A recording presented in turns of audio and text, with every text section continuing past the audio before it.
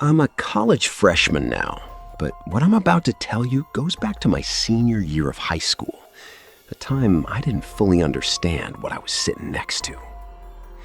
It was a regular Tuesday during study hall. I needed to finish up some computer science work, and since my laptop at home didn't have the right software installed, I had to use one of the school computers. The only machines in the library that had the program loaded were two terminals sitting side by side in the far corner. When I walked over, one of them was already taken. The boy sitting there was striking in the most unsettling way. Tall, almost unnaturally pale, with long black hair swept across one side of his face so you could only see one eye.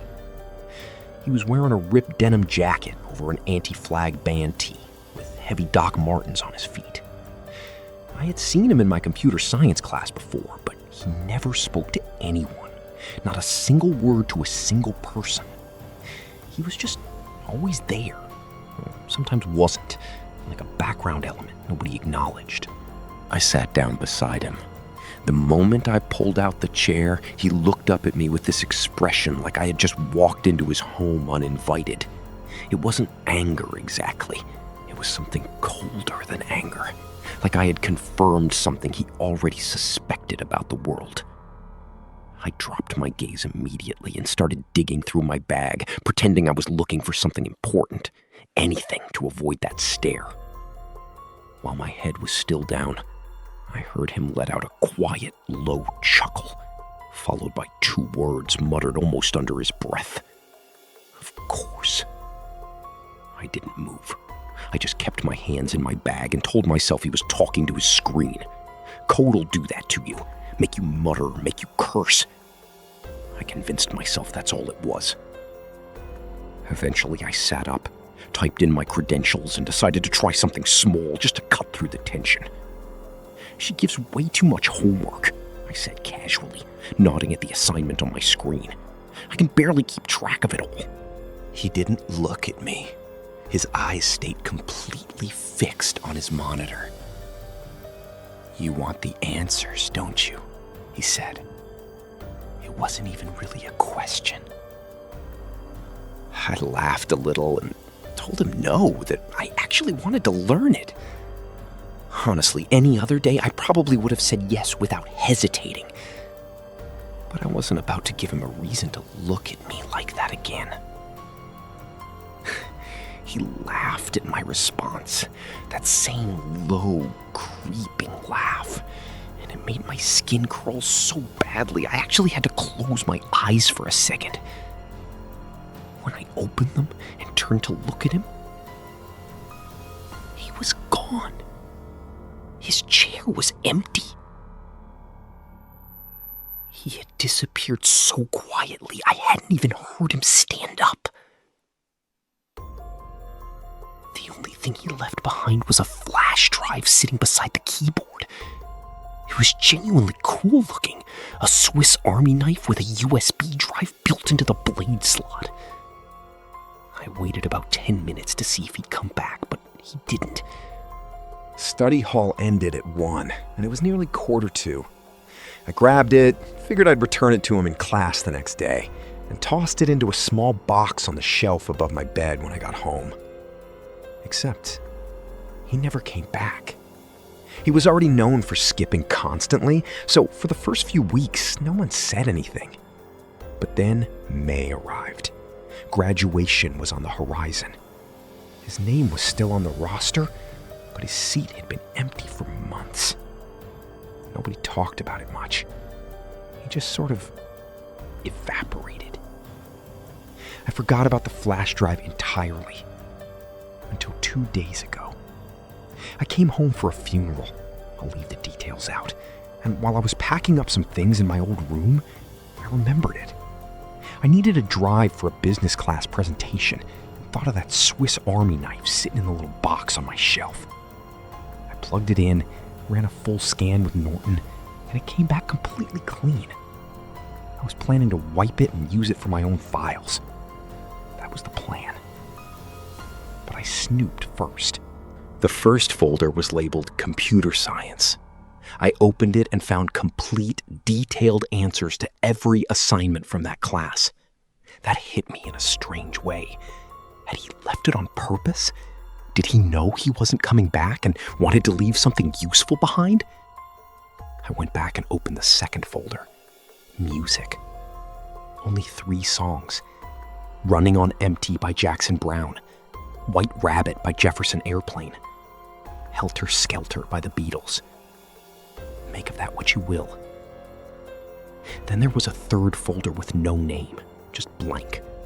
Inside was a subfolder labeled AP Literature, filled with essays and loose documents. One file was named The Best. I opened it expecting an essay or maybe some kind of journal entry. It was 10 pages long. Every single page was nothing but his name, first and last, written over and over again by hand, photographed and saved as a document. Every line, every page, just his name. I went back to the root folder. The next set of files were photographs. He had taken pictures of the emergency evacuation maps posted on the back of every classroom door throughout the school. Every single classroom. Then there was a picture of a lit cigarette balanced on the edge of a bathroom sink. Another photo of a handful of loose change scattered on the bathroom floor, with a yellow sticky note beside it reading "chump change" in big capital letters. And then there was a photo of me. I was sitting in my English class, a class he was not enrolled in, reading a book. The shot was taken from across the room, slightly angled, like someone standing in the doorway or just inside it. I didn't know it existed until that moment. The last file was a document titled Rest in Peace 2, with 2 periods after the number, like an unfinished thought. It was completely empty when I opened it. I still don't know what any of it means. I've told myself a dozen different stories about it. Maybe it was a joke. Maybe he lost the drive, and that's why he stopped showing up. Maybe there's no meaning at all, and I'm just connecting dots that were never meant to connect. But that photo of me sits in my chest like a stone.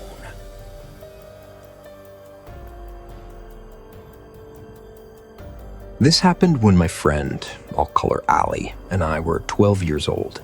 We're 15 now, so it's been a few years, but I genuinely don't think either of us will ever stop talking about what we saw on that tape. Allie and I had been inseparable since 2nd grade. We shared one obsession above all others, the paranormal. Every sleepover turned into a ghost hunt. We'd watch the shows, study the techniques, borrow equipment from wherever we could find it. At 12, that meant a flip phone for audio recording and whatever camera we could get our hands on. One Friday night, probably around midnight, we were both wide awake and buzzing with energy, the way you are at that age when you've had too much sugar and too little sleep. We decided to take the investigation into my basement. I managed to borrow my dad's touchscreen camcorder, the first and last time we ever used it. My house was old. The basement wasn't a finished space with smooth walls and recessed lighting. It was 3 rooms connected in a line. A large main area used for storage, a middle room with the washer and dryer, and at the very back, a small sealed-off chamber that nobody in the family used. Nobody liked going in there. The air felt different in it. Even my parents, who were not superstitious people, had an unspoken agreement to leave that back room alone. We went down anyway. Camera rolling, audio recorder running, flashlight sweeping the corners. We asked the standard questions. Is anyone here? Give us a sign. We mean no harm. We felt brave and important and completely certain nothing would happen. Nothing did. Or so we thought. We went back upstairs, piled onto my bed, and reviewed the footage with enormous excitement. We watched the whole thing through once. Nothing. No orbs, no shadows, no sounds. We were disappointed, but tried to mask it. Usually we'd convince each other that some ordinary floorboard creak was a footstep, or that the camera shake was something supernatural. This time, for some reason, we didn't bother. We just felt deflated. But we couldn't sleep. We played board games for a while, and eventually one of us suggested watching the tape again. Maybe we missed something. So we did. The second time was different. I don't know how to explain it scientifically, but the moment we started the footage again, something felt wrong. Not the content, just the atmosphere of watching it. Like a pressure in the room that hadn't been there before. We kept watching anyway. That's when we heard the footsteps. They were unmistakably footsteps, slow and deliberate, coming from somewhere in the basement that we hadn't been standing near. We had no explanation for them. Then, the camera, which had been pointed at Allie during part of the recording, captured something standing directly behind her. It was shaped roughly like a person, but wrong. The proportions were off in a way that's hard to articulate. And its eyes, if you could call them that, were a vivid, burning white. Not reflected light, not a lens artifact. They looked aware. They looked like they were looking back at us through the screen. We turned it off. Neither of us spoke for a long moment. We never went into that basement again. Not once. Not together. Not alone. And we never told anyone. Not until now.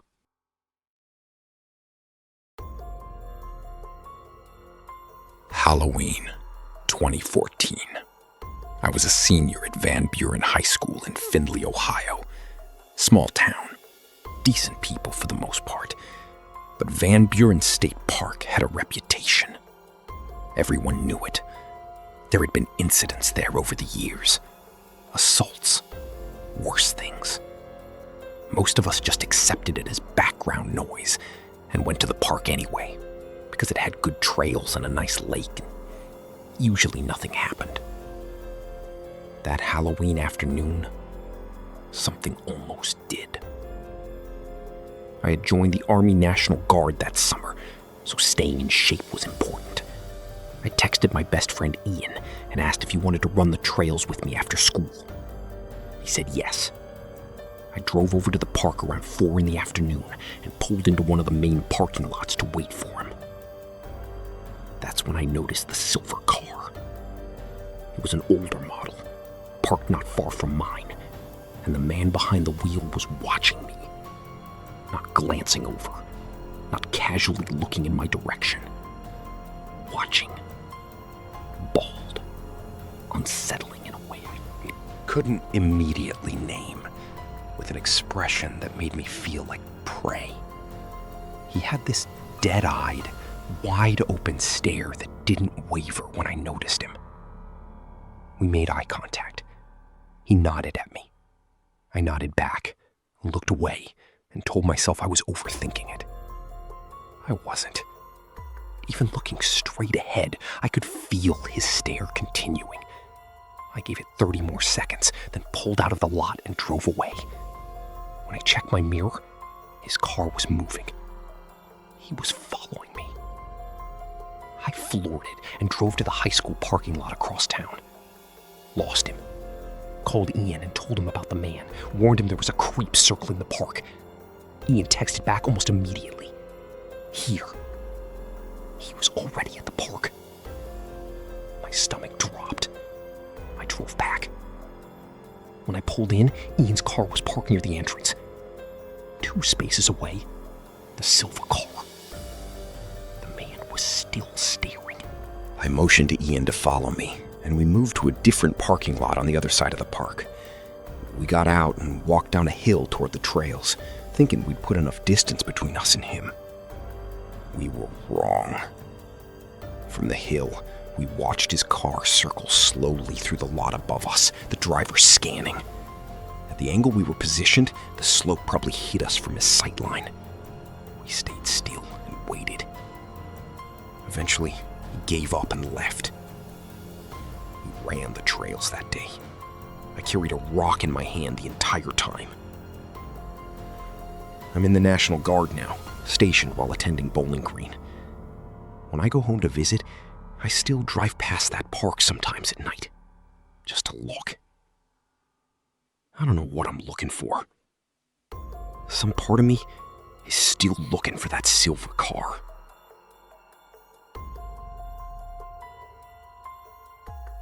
In my bedroom, right beside my bed, there's a large storage closet. It doesn't have a standard door. No hinges, no knob, just a flat, square panel that slots into the frame and comes free when you grab the edges and pull. I was 19 when it started. First morning, I woke up and found the door leaning against the edge of my bed frame. I figured the panel had loosened over time. Warped wood, worn edges. Pushed it back in. Didn't think about it. The second night, I was jolted awake around 4 a.m. by a sound I couldn't identify. When I sat up and looked toward the closet, the door was out again, leaning against the bed frame, just like before. I told myself the fit had degraded, left it for morning. The third night, I couldn't sleep at all. I lay in bed for 2 hours, turning and adjusting, when I heard it. A heavy, unmistakable thump. I already knew what it was. Even in the dark, I could see the shape of the panel leaning open. I mentally gave up fighting it. Fine, leave it open. Sleep, move on. That's when I heard the plastic bag rustle. There was no window open, no vent running, no draft of any kind in that room. The sound came clearly from inside the closet. That quiet, deliberate shift of a plastic bag disturbed by something moving against it. My heart stopped in my chest. I lay there for a moment, unable to do anything. Then I reached over and switched on my lamp. There was a person in my closet. He was crouched in the back corner, and the instant the light came on, he tried to press himself into the shadows, as if I hadn't already seen him, as if he could still hide. I couldn't move. I couldn't think. I just screamed my father's name at full volume. My dad made it to my room in under 10 seconds. I pointed at the closet. He looked in, then crawled all the way to the back, searching every corner of that dark space. He came out alone. Told me I must have had a bad dream. I knew what I saw, but I let him convince me to question myself, because questioning yourself is easier than accepting the alternative. I couldn't sleep in my room. I grabbed a blanket and lay down on the floor of my parents' room instead. I was still lying there, staring at the ceiling and not even close to sleep, when I heard my bedroom door open down the hall. Then running. Then the front door slammed hard enough to shake the frame. All 3 of us heard it. My parents didn't question me after that. We ran outside. Whoever it was, he was gone. Long gone. We found out later that he had been hiding inside a large empty storage container in the back of the closet. He had been in there, in my room, beside my bed for nights. I don't know for how long.